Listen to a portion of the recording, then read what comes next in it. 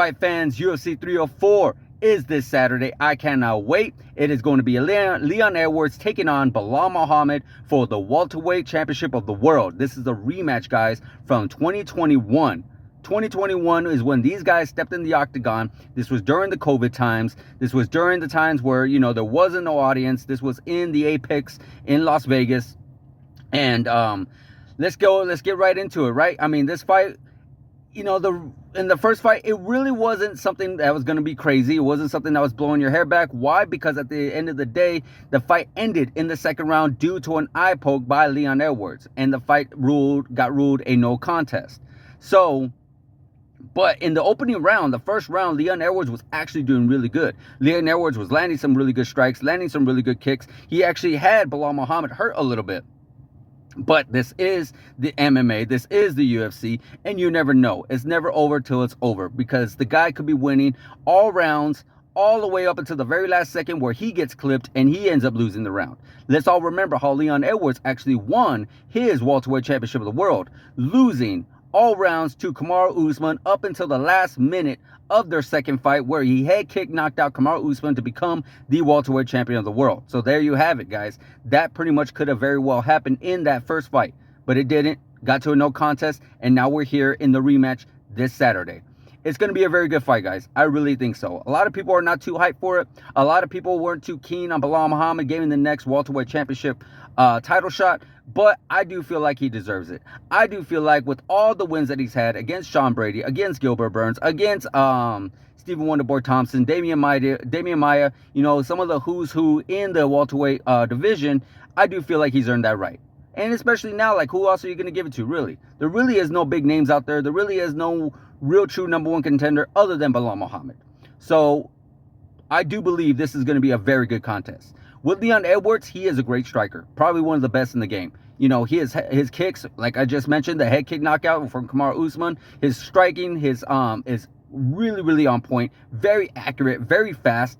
So basically on the feet, he is so well-rounded, and he is extremely hard to take down. His takedown defense is really on point. He's won against some of the great wrestlers in the division, like Kamaru Usman and like Colby Covington, and quite a few others. We've got to remember, before he won the championship of the world, he was on a 9-fight win streak as well, going against some of the who's who in the division as well. So, yeah, I do believe Leon Edwards is great champion right now, and he is going to have some this is going to be a very interesting matchup for him, because you got to look at Belal Muhammad. Belal Muhammad is not going in there as a Belal Muhammad in the first fight. Belal Muhammad has actually been training with guys like Khabib Nurmagomedov with his wrestling, and he's been looking even more better than that first fight. He's been looking more on point than that first fight. His wrestling has been great, has been tremendous. His striking has actually been really, really good. Look what he was able to do to Sean Brady. But none of these guys that he has faced is Leon Edwards, and none of those guys that he has faced is Kamaru Usman or Colby Covington, who are the top guys in the division as well. So that is something that Leon Edwards has over Belal Muhammad. He's actually fought some more upper echelon guys than Belal Muhammad, but that does not count Belal Muhammad out. Belal Muhammad wants this. Belal Muhammad really wants to try to get his belt. First time ever.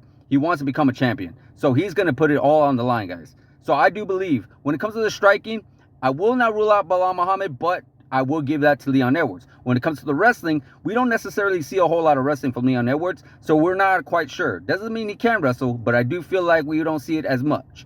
With that being said, I do feel like that goes to Belal Muhammad. Just due to the fact that look at his resume and look who he is training with. I mean, you can't deny Khabib Nurmagomedov, one of the GOATs, one of the greatest of all times. I mean, come on. So if it stays on the feet, I do believe Leon Edwards is going to pick apart Belal Muhammad with ease. If it goes to the ground, it's going to be very interesting, because we don't know much about Leon Edwards, but we do know a lot from Belal Muhammad. But on this, I would have to go with Leon Edwards, because I do believe this is his time. His striking is such a great. He is so great. He's able to do a lot of great he has great takedown defense. Like I said, he's been up there with some really great fighters, really great contenders. So I do believe this is Leon Edwards' time. On the co-main event, you have Tom Aspinall in a rematch against Curtis Blaydes for the interim heavyweight championship of the world. Guys, I am not going to get into why this is the interim heavyweight championship of the world. We already know what's going on. It's a mess. It's crazy going on in the heavyweight division. But unfortunately, this is what we got right now.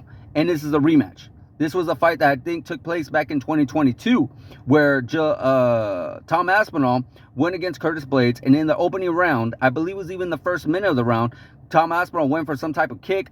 Curtis Blades kind of blocked it. Curtis Blades did some kind of movement where Tom Aspinall ended up hurting his knee, hurting it really, really bad. I think he tore his MCL or ACL, one or the other. But we all thought that he was out, and which he was. He was out for a whole year. But then he came back. He came back on point, came back ready, came back really, really better than ever, and pretty much was able to get that interim heavyweight championship of the world over the monster of the division, Sergey Pavlovich, back in November of last year. So now he is the champ. He wants to become the undisputed champ, but he has to go through Curtis Blades. Curtis Blades is always that one fight away from becoming the heavyweight champion of the world himself. He's always on point as well. He's always he's such a dangerous fighter because he knows how to stand up. He has great power in his hands, and he is such a great wrestler.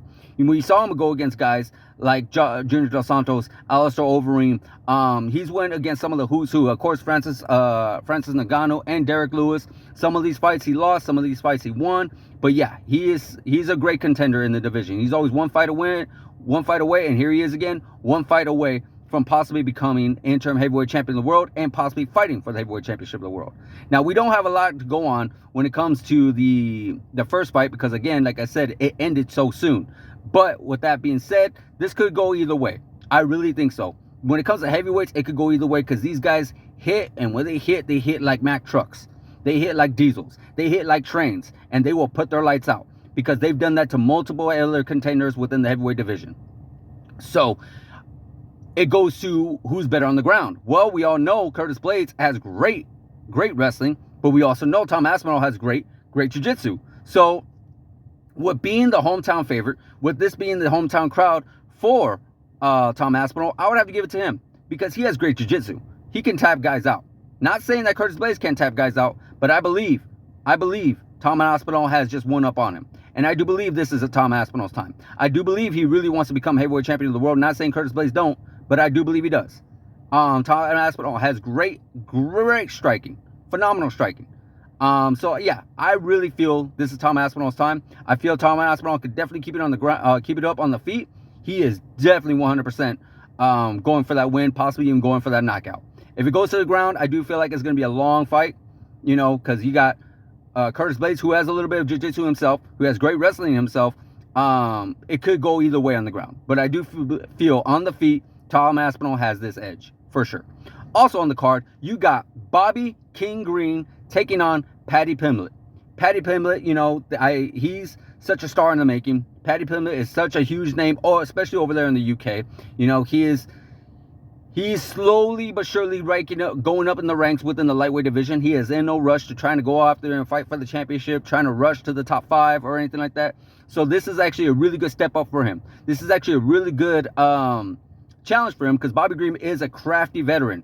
Bobby Green has been around for a while. Bobby Green has fought the who's who within the division, both here in the UFC, both in Strikeforce and multiple other organizations. So Bobby Green has been around for a while, and he's fought in a lot of great contenders. With the common opponent that these guys both have just so happens to be Tony Ferguson. Now, Tony Ferguson is way past his prime. Hands down. Come on, there's no denying that. He is way past his prime.